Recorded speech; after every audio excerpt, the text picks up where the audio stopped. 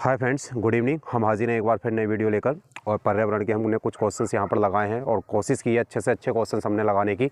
और बहुत ज़्यादा एग्जाम में पूछे जाते हैं। टेट, सुपर टेट और सी टेट में भाई बहुत ज़्यादा क्वेश्चंस पर्यावरण के आते हैं और बहुत टफ क्वेश्चंस आते हैं। तो हमने टफ पैटर्न भी यहाँ पे लिया है और इजी पैटर्न भी हमने यहाँ पर लिया है। सभी टाइप के हमने यहाँ पर क्वेश्चंस लगाए। तो हम वीडियो स्टार्ट करते हैं। भाई पहले ही क्वेश्चन हमारा दे रखा है कि वन्य जीव संरक्षण अधिनियम भारत सरकार द्वारा कब लागू किया गया। भाई ठीक है, तो पहले ही क्वेश्चन है वन्य जीव संरक्षण। वन्य जो जीव है भाई, शेर, चीता या भालू, कोई भी ये जीव है जो वन्य जीव है जो वनों में पाए जाते हैं, तो उनके संरक्षण के लिए भाई एक क्या बना दिया गया, कानून बना दिया गया, अधिनियम बना दिया गया है। तो वो कब पारित हुआ इसके बारे में पूछ रहे हैं। तो किस सन में पारित किया गया। तो यहाँ पर 4 ऑप्शंस दे रखे हैं भाई। पहला दे रखा 1982, दूसरा है 1972, तीसरा है 1974 और चौथा है भाई 1981। तो इसमें से एक ऑप्शन ठीक है, तो उस ऑप्शन को आपको बताना है भाई। तो आप सभी जानते हैं भाई, वन्य जीव संरक्षण अधिनियम भारत सरकार द्वारा जो लागू हुआ था वो सन 1972 में लागू हुआ था। बहुत ज़्यादा मोस्ट इंपॉर्टेंट क्वेश्चन है भाई, बहुत ज़्यादा आता है पेपर में, ये बात आपको ध्यान रखना है। पूछा जाता है कि वन्य जीव संरक्षण अधिनियम भारत सरकार द्वारा कब लागू किया गया। तो कब लागू किया गया था भाई, 1972 में। ठीक है, बहुत अच्छा क्वेश्चन है, तो समझ में आ गया होगा, याद रखना है भाई, नोट कर सकते हो आप, डाउनलोड कर सकते हो वीडियो को। ठीक है, तो अगला क्वेश्चन हम देखते हैं भाई, बायोडीजल के लिए किस पौधे की खेती की जाती है। बहुत अच्छा भाई, बायोडीजल की बात चल रही है यहाँ पर।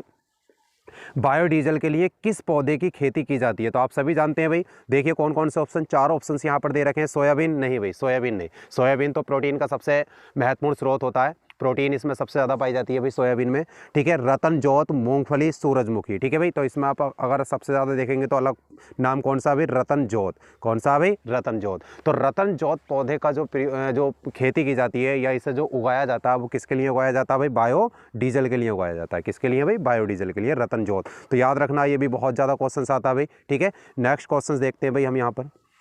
नेक्स्ट क्वेश्चन बहुत अच्छा दे रखा है, इकोसिस्टम से ये क्वेश्चन हमने यहाँ पर लगाया और बहुत ही अच्छा क्वेश्चन है, आपको ध्यान रखना है। देखते हैं क्या है इसमें। कह रहे पारिस्थितिकी तंत्र के प्राकृतिक अधिवासों का संरक्षण। जो प्राकृतिक अधिवास है भाई, प्रकृति का मतलब आप समझ ही रहे हो, जो प्रकृति के द्वारा हमें मिले हैं।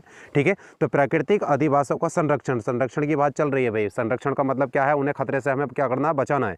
तो उनके प्राकृतिक वातावरणों में प्रजातियों का जीवनक्षम जनसंख्या का रखरखाव एवं पुनः प्राप्ति के लिए प्रयुक्त पद है भाई। ठीक है, बात ये चल रही है, इसमें ये बात चल रही है भाई, जो हमारी पारिस्थितिकी तंत्र के जो प्राकृतिक आदिवासी जो क्षेत्र है, यानी कि जो जानवर है या घास फूस के मैदान है या घास है, जो भी चीज़ है, तो उनकी जनसंख्या में हम वृद्धि कैसे कर सकते हैं, उनका रखरखाव हम किस तरीके से ठीक प्रकार से करेंगे, तो उसके बारे में हमें यहाँ पर क्या करना है, एक प्रयुक्त पद देना है कि आप कैसे उसे क्या कर सकते हो भाई, बचा कर रख सकते हो, उनका संरक्षण कर सकते हो। तो इसके लिए आपको यहाँ पर देखना है, 4 ऑप्शन यहाँ पर दे रखे हैं। पहला है आंतरिक संरक्षण। आंतरिक संरक्षण से भी कोई मतलब नहीं होता, आंतरिक संरक्षण से किसी भी चीज़ का हम क्या कर सकते हैं भाई, बचाव नहीं कर सकते। कह रहे हैं परिधीय संरक्षण, ये भी नहीं भाई, परिधि भी नहीं कर सकते। आप कहाँ पर क्या करेंगे, मेरे हिसाब से कोई भी उन्हें निश्चित स्थान देंगे या क्षेत्र देंगे तो एकदम नहीं हो पाएगा। ठीक है, अब स्थानीय संरक्षण नहीं भाई, ये भी ऑप्शन ठीक नहीं होगा। तो चौथा ऑप्शन बचा भाई हमारा शुभ स्थानीय संरक्षण भाई। ठीक है, कोई भी जो वस्तु जो विलुप्ति के कगार पर है, या भाई कोई भी जो क्षेत्र है या जो प्राकृतिक क्षेत्र होते हैं, जैसे घास के मैदान होते हैं, वन होते हैं, जिम कार्बेट बना दिए जाते हैं, तो वहाँ पर एक एरिया बना दिया जाता है भाई। और कहते हैं ना शुभ स्थान, शुभ स्थान यानी कि जो जहाँ पर है उसे वहीं पर क्या देनी चाहिए भाई, कुछ ऐसी सुविधाएं देनी चाहिए जिससे उसका क्या हो जाए भाई, संरक्षण हो जाए या वो नष्ट ना हो। तो ये बात आपको ध्यान रखना है।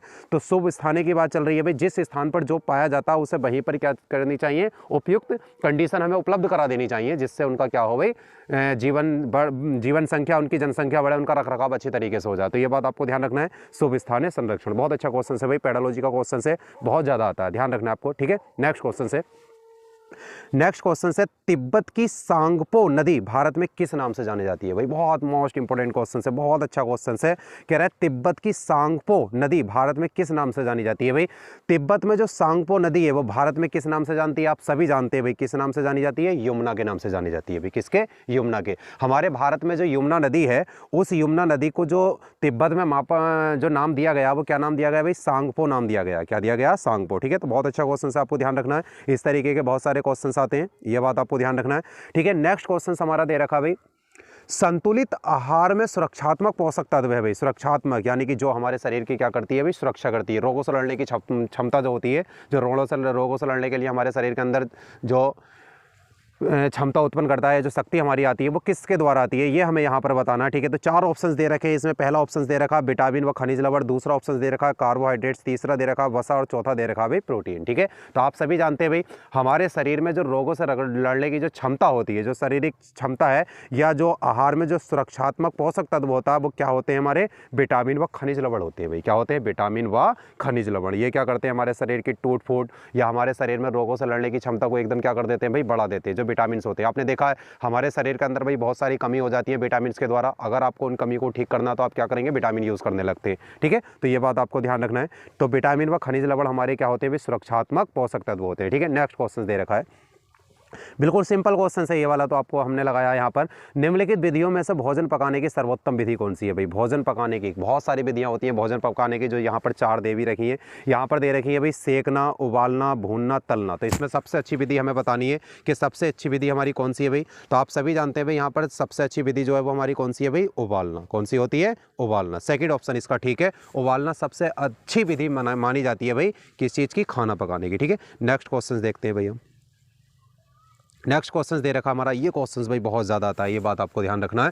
ठीक है, प्राणियों की संकटग्रस्त जातियां वे हैं भाई। प्राणियों की यानी कि कुछ जीव जंतु या जो प्राणी हैं उनकी संकटग्रस्त मतलब क्या है भाई, जिनकी जाति को क्या हो गया, खतरा पैदा हो गया, जो विलुप्ति की कगार पे है। ठीक है, तो वो हमारी संकटग्रस्त जातियां हैं। तो क्या होती हैं इनके लिए, 4 ऑप्शन में से एक अच्छा ऑप्शन आपको छांटना है। तो दे रखा है इसमें आपको यहाँ से एक अच्छा जो है देखना है, इसमें से कौन सा वाला ठीक होगा। जो अन्य जातियों के लिए खतरनाक है, गलत भाई।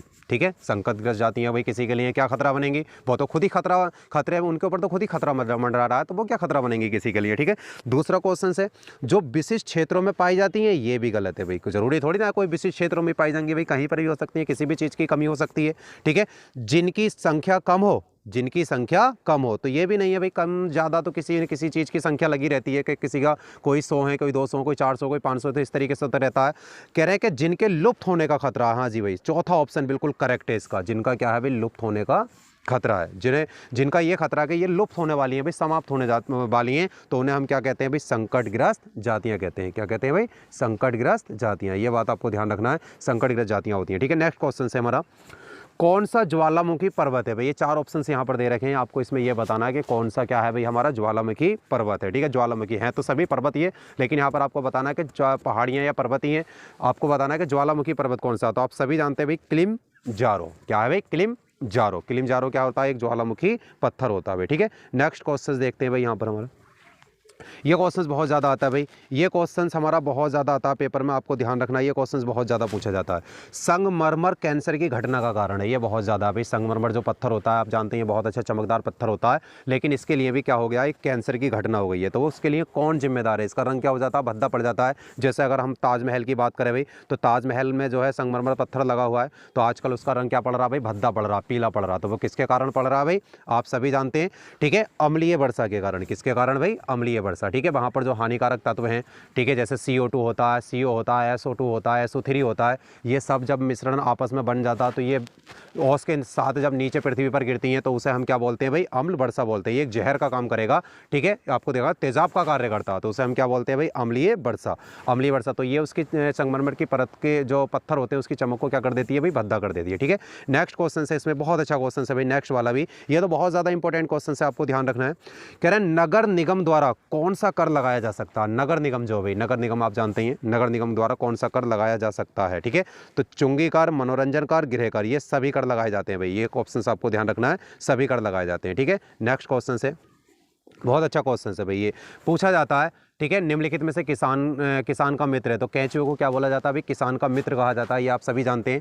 ठीक है, अब कैंचुए को किसान का मित्र क्यों माना जाता है, उसके लिए यहाँ पर कुछ कारण दे रखे हैं। कह रहे हैं कैंचुआ किसान का मित्र माना जाता है, निम्न में से उसके लिए सही कारण चुनना। ठीक है, तो यहाँ पर 4 ऑप्शन है, ये पहला है, ये यहाँ पर सेकेंड है, ये थर्ड, और यहाँ पर ये जो यहाँ से है, यहाँ से 4th ऑप्शन है भाई ये। ठीक है, गलत लग गया है, ये आपको ध्यान रखना है, यहाँ से 4th ऑप्शन से। अब इसमें नीचे कोट दे रखे हैं। ठीक है, कोट में क्या दे रखा है कि 1, 2 और 3, 1, 3 और 4, 1 और 3, 2, 3 और 4। यहाँ से हमें ये चीज़ पढ़नी है अच्छी तरीके से, और पढ़ने के बाद हमें ये बताना, इस तरीके के बहुत क्वेश्चंस आते हैं, आपको ध्यान रखना होता है भाई। तो पॉजिटिव चीज़ों के साथ हम ज़्यादा जाते हैं, ये बात आपको ध्यान रखना है यहाँ पर। और बहुत ही अच्छा क्वेश्चन है, कह रहे हैं केंचुआ किसान का मित्र माना जाता है, निम्न में से उसके लिए सही कारण चुने। क्यों माना जाता है भाई केंचुए को, ये हमें देखना है। तो पहले ऑप्शन है, केंचुए मृत पत्तियों को और पौधों को खाते हैं और उनकी पातन मिट्टी को उर्वरा बनाती है। ये बात तो भाई बिल्कुल सही है, ठीक है। जो हमारे केंचुए होते हैं वो क्या करते हैं भाई, जो मिट्टी निकालते हैं, बिल बनाने के बाद जो मिट्टी निकालते हैं, तो वो मिट्टी उनकी क्या होती है भाई, बहुत ज़्यादा उपजाऊ होती है। तो ये क्वेश्चन बिल्कुल ठीक है, ठीक है। दूसरा है नंबर, इसमें जो सेकंड नंबर है भाई ये वाला, कह रहे हैं केंचुए खरपतवार खाते हैं और मुख्य फसल को बचाते हैं। ये गलत है भाई, इससे तो कोई मतलब ही नहीं आता है, ठीक है। ये तीसरा ऑप्शन है भाई, यहाँ से यहाँ तक, और यहाँ से जो है ये चौथा ऑप्शन है, ये आपको ध्यान रखना है, ठीक है। तो कह रहे हैं केंचुए नीचे की खुदाई कर मिट्टी को नरम करते हैं। ये बात सही है भाई, केंचुए क्या करते हैं, जब अंदर से मिट्टी को खोद खोद के बाहर निकालते हैं तो मिट्टी क्या हो जाती है भाई, नरम हो जाती है, जमीन क्या हो जाती है भाई, फोकी सी हो जाती है, ठीक है। तो ये बात आपको ध्यान रखना है। फिर इसके आगे चौथा ऑप्शन दे रखा कि केंचुए की खुदाई हवा और पानी में मिट्टी आसानी से पहुंचाती है, ठीक है। तो ये बात आपको, ये कोई खास बात नहीं है, इसमें दो ऑप्शंस बिल्कुल ठीक है। पहला वाला हमारा पहला है और दूसरा कौन सा भाई, तीसरा वाला, ठीक है। तो तीसरा ऑप्शन इसका बिल्कुल करेक्ट है, 1 और 3। केंचुए मृत पत्तियों और पौधों को खाते हैं और उसकी पातन मिट्टी को क्या बनाती है भाई, उर्वरा बनाती है। और तीसरा ऑप्शन है कि केंचुए नीचे की खुदाई कर मिट्टी को क्या कर देते हैं भाई, नरम कर देते हैं। तो ये बात आपको ध्यान रखना है, ठीक है। नेक्स्ट